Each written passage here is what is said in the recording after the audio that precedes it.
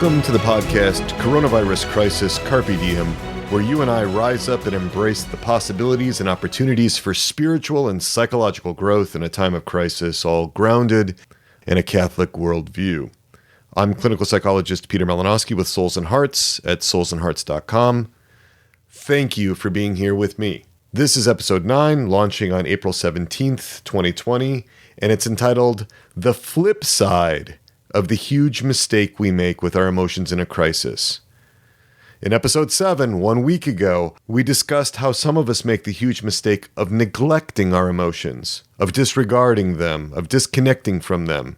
We discussed the costs of that neglect. We discussed why we suppress or neglect our emotions. So if you'd like, go back to episode 7. Listen to that if you didn't have a chance to listen to it last week. Today, we discuss the flip side of that huge mistake. And that is the mistake of being dominated by our emotions. Heartset is essentially the positions we take because of our feelings. And Heartset is one of the 4 pillars of psychological resilience, which we covered in episode 4 of this podcast. So today we're working through what happens when we're dominated by our emotions. And at the end of the podcast, I'm going to give you a handy tip for you to help yourself when you feel dominated by your emotions. I'm going to show you what I do when I'm feeling a lot of emotional intensity. A quick technique to help you calm down and get recentered. So, quick review here, because this cannot be stressed enough. Emotions are not morally right or wrong. They come up spontaneously. They're outside of the influence of the will. They're outside of the intellect. And so therefore they're called first moral acts. They don't carry a moral weight until they're acted upon in some way. That's when the moral quality comes in, when we do something with that anger, right? Or when we don't do something with that anger, or with that sadness, or with that jealousy. So emotions, even the ones that we consider, quote, negative, end quote, they don't carry a moral weight until we do something with them. But we often feel that those emotions carry a moral weight. And why is that? Why do we condemn some emotions and approve of others? Well, we have an innate sense of right and wrong. It's our conscience. But we also learn what's right and wrong by what our parents reward and punish. Feelings that our parents like are rewarded. Feelings that our parents don't like are often punished when we're little. Parents like pleasant feelings in their children, and they don't like the unpleasant feelings. So, feelings that are generally considered, quote, negative, end quote, anger, disappointment, sadness, fear, parents sometimes don't tolerate these emotions very well in their children. Let's just take anger as an example. A lot of parents don't tolerate anger in their children very well at all. In some cases, no expression of anger is tolerated by the parent. So no matter how a little child attempts to express anger, it's rejected. So if you're a little kid, and no matter what you do to express anger, if you get punished for it because you're being mouthy, or you're being disrespectful, or you're not honoring your father and your mother, or all the other ways that parents can come down on kids for expressing anger, even when it's developmentally appropriate, you're going to associate punishment not with all the ways that you expressed anger, but with the anger itself. With the anger itself. So there's this association that every time I'm angry, I get punished, so anger must be bad. So there's a couple of things here for parents. One is always make sure that you're pointing out the behavior that you're disciplining, not the emotion, right? Otherwise, kids get very wrapped up in feelings are bad. Certain feelings are bad. Also, kids are not very nuanced when they express, especially when they're little. They're not very nuanced when they express their anger, right? I hate you, mommy. You're a bad mommy. How many times have mothers heard that from kids that are just learning to express emotions? And sometimes that's really threatening to a parent. Sometimes that really sinks in hard. And it can lead to a parent's own anger coming up, or their own sadness coming up, or their own fear coming up. So they shut it down in the children so as to not be destabilized themselves. And there's something adaptive about that. There's something protective about that. And it's helpful in a way in the short run, but it also leads kids to like have these conflicts about their emotions and about how to express them and how to express them appropriately. Also, there are no people on earth better able to confront parents with their inadequacies than their children. Kids have a way of getting right under our skin as parents. And so, what do we as parents do? Oftentimes we try to regulate that. We try to like get those emotions under control. One of the things that I see often as a psychologist is that parents will ban certain words.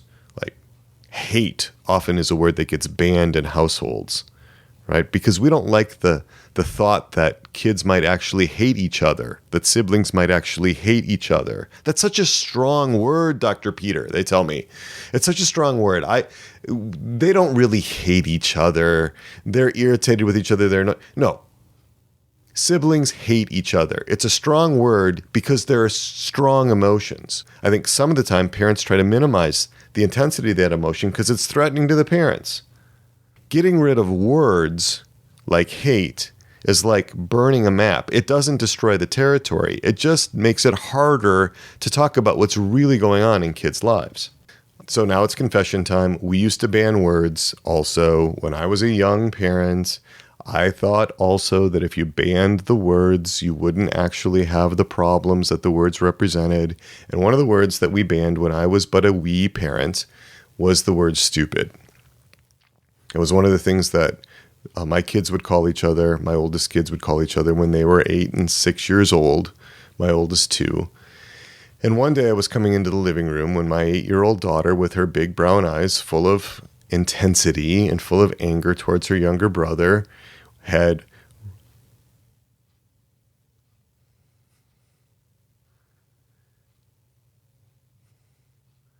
in a very loud pitch of voice informed him in no uncertain words that he was a stew.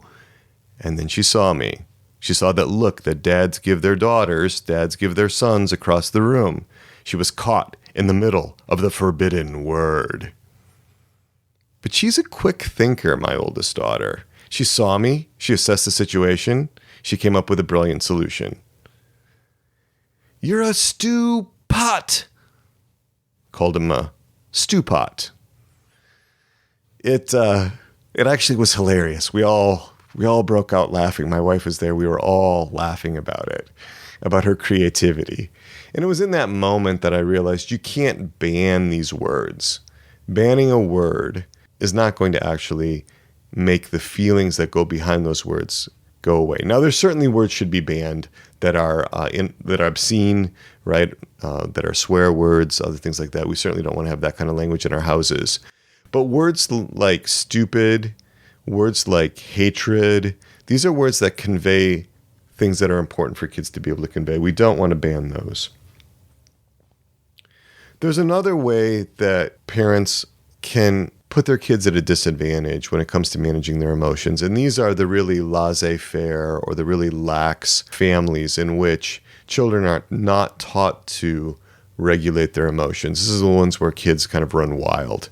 There aren't standards in the family home to help those children contain those emotions. So they just allow all kinds of emotional expressions. And in this laid-back acceptance of all emotions, the child learns to accept all kinds of emotional expressions. All emotions are validated, so they all must reflect truth. One complicating factor in all of this, too, is the temperaments of the children. This stuff is really complex, but here's where St. Teresa of Lisieux is an example. She had a very intense emotional temperament, and some kids do. Some children have very intense emotional temperaments. They have much more difficulty with regulating their emotions than other kids. St. Teresa of Lisieux was an example of this. She really struggled with managing her emotions and prayed about it a lot and worked on it a lot in order to develop emotional maturity. There's two major ways to be dominated by our emotions. One is to be overwhelmed by emotion. And then we wind up driven by our passions. We might lash out in anger, or we may flee in fear when we shouldn't, or we may break down in sadness. That's one way. That's the obvious way. Another way that's not so obvious to be dominated by our emotions is to give them too much weight in our thinking. So for example, you might hold a grudge against someone, harbor resentment toward that person, bitterness in your heart. You're not overwhelmed by emotion, but you're letting that emotion really drive the way that you're interacting with that person, the way that you're perceiving that person, the way that you're interpreting that person's behavior, the way that you are reading that person. So you're not overwhelmed with emotion, but you're allowing that emotion to have an undue influence on the way that you're interacting or the way that you're considering that person. When we allow ourselves to be dominated by emotions, and when we assume that our emotions just reflect reality, our heart set leads us to a mindset of what's called subjectivism. And subjectivism is a philosophical position that basically says, my subjective experience is what is true. My subjective experience, my feelings, my intuitions, that just reflects what is. If I feel it, it must be true. And that's where you get into these weird types of dynamics in which people say, well, I have my truth and you have your truth, which is an abuse of the word truth. What they're saying essentially is, I have my internal experience and you have your internal experience. And maybe those experiences reflect something about what's actually real, or maybe they don't. Because our emotions can be very, very fickle, and they can be very unreliable guides for recognizing what is actually true. So we want our emotions to be integrated, and we want them to be regulated. So what do I do when I'm struggling with intense emotions? I actually feel things really intensely. I have very strong emotions, and I have spent a long time learning how to regulate those emotions without stifling them. And so there are times during the day where I feel intense emotion. And so I have a 4-step plan to help me get through times of emotional overwhelm. And the first thing is to breathe, because that sends a message to your nervous system. It sends a message to your autonomic nervous system that it's okay to be calm, right? This is a very body-based thing. We're starting to get into a little bit of body set here, where we start talking about how do we incorporate our bodies. So we take a quick inhale and a slow exhale. And I do 2 of those, and I say the holy names of our Lord Jesus Christ and of our Blessed Mother Mary. So it kind of goes like this. Quick inhale, slow exhale. And silently I say inside, Jesus. Inhale. Exhale, Mary. And that's a form of prayer right there, invoking the names of Jesus and Mary reverently as our bodies are calming down.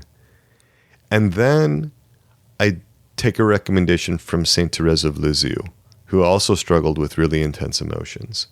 And that is to confide all of that internal experience, those emotions, those impulses, those desires, those attitudes, whatever is going on inside, to tell Mary. Especially I tell Mother Mary, that's who I go to. I just tell her whatever I'm experiencing, no matter what it is, to share it with her. It's just like when you're a little kid and a little kid is able to share what he or she is experiencing with mom, is able to get it out, to put it into words. It has this huge calming effect. And when I am able to pray that out and confide in my Blessed Mother, in my mother, what I'm experiencing, I'm able to calm down more rapidly. So that's the third part. First part, breathing. Second part, invoking the holy names. Third part, confiding my internal experience to Mary. And the fourth part is to listen. Because there's a moment there after I've confided where I want to be able to take in whatever she wants to tell me as my mother. And so it's really important to create that space to be able to listen, to be deliberate. And also throughout all of this, I'm slowing down, I'm calming down, I'm getting recollected, I'm getting centered again, grounded in the present, being able to let go of whatever's agitating me. That's really important when we have these moments and these troubled times that we're in. It's also been important for me in actually doing this podcast. I totally underestimated how much work and how much learning would go into this podcast. I was really optimistic about how I would do with this. It's actually turned out to be kind of like building an ark. It's not working out the way I expected. It's interesting because I've always thought of myself as a good public speaker, but when you're actually in a room and you don't have your audience right in front of you, I lose a whole set of feedback. I cannot see people's eyes. I can't see their body language. We're speaking over this medium of the internet, and it's much, much different. So it's been much more of a challenge to find out how to connect with you. So it's been amazing in the last few days because several of the listeners have reached out. I've gotten phone calls and emails that have just been so affirming and so gratifying and so helpful to me. I'm really appreciative of that. So I want to thank all of you that reached out to me and contacted me, that gave me recommendations. I'm really happy that we were able to connect and to be able to talk. It was great to be able to hear how this podcast has been impacting you. So I want to especially thank Christine and Jane and Sylvia, Bridget, Joyce, Diane, Julie. Thank you, all of you, for getting in touch with me and letting me know how this has impacted you. I really appreciate that. There have not been a lot of consolations in doing this podcast up till this point. So it's been really humbling, frankly. It's been really good for me in the spiritual life because it's helped me to really approach this with a beginner's mind. We're working on a forum for how we can connect. As I was listening to the stories and the themes that were coming up, I've been really thinking about, okay, how do I get these people together? How can I pull together a group of people who devoutly embrace the Catholic faith, who live a life of prayer and sacrifice, who are convinced of the importance of psychology? These aren't just dabblers. You're not just dabblers, people that are interested in it, but who see psychology as essential in this day and age, essential for human formation, and who value that human formation, not just the spiritual formation. People who are willing to change and to grow, who want to apply what they're learning in this podcast and what they're learning from Souls and Hearts. It's experiential learning, not just some dry academic exercise. And who are willing and able to use the technology that we have at Souls and Hearts, that have to be able to use the internet and so forth, who can engage remotely. And what I'm finding out is that so often people that meet these four things, especially the interest in psychology and the value of psychology, they don't have a lot of people that they're talking to about it. They feel kind of siloed or kind of isolated. And if that's you, I really want Souls and Hearts to be a place where you can come together with like-minded Catholics and that we can grow together and that we can journey on this pilgrimage of life together. Feedback is going to continue to make this better. Please let me know what you're thinking. Email me at crisis@soulsandhearts.com. My voicemail is 317-567-9594. Feel free to leave me a voicemail if that's easier for you. Now, I'll warn you, sometimes I do pick up. Some people were surprised when they thought they were just going to leave me a voicemail, and I actually had really pleasant conversations with folks. So thank you for those calls. Please let me know what you need. People are starting to give me recommendations for topics for future podcasts, things that they're struggling with, that they would like me to be able to comment on. So I'm super excited about all of the good work we can do together. I'm thankful for you. I pray for you every day. I beg you to pray for me. I also think that a lot of it's going to be the sacrifices, right? The little things that we give up or the big things that we give up. So prayer, fasting, sacrifice. Even in the season of Easter that we're now in, there are times where that's really appropriate and helpful, those sacrifices. So know that you're near and dear to me. You're in my heart. It's been so great to get to know some of you. I look forward to getting to know more of you. I'm also looking forward to getting together on webinars. As soon as we can get a critical mass of like 25 people that have registered, we're going to start talking about how we can come together in various ways. In other formats other than this podcast. This podcast is going to stay a solid twice weekly touchstone or touch point for all of us to be able to get together. But we're looking for more ways that we can interact interpersonally. Sign up for this podcast at soulsandhearts.com on the Coronavirus Crisis Carpe Diem page, and you'll get the Wednesday email that I put out. It's got sneak peeks and extra tips and other little things that I put in there just to kind of help us keep connected in the middle of the week on that Wednesday, which happens to land right between when the episodes come out on Mondays and Fridays. So know that you're near and dear to me. And with that, we'll wrap this episode up. We'll invoke our patroness and our patron, Mary, undoer of knots, pray for us. St. John the Baptist, pray for us.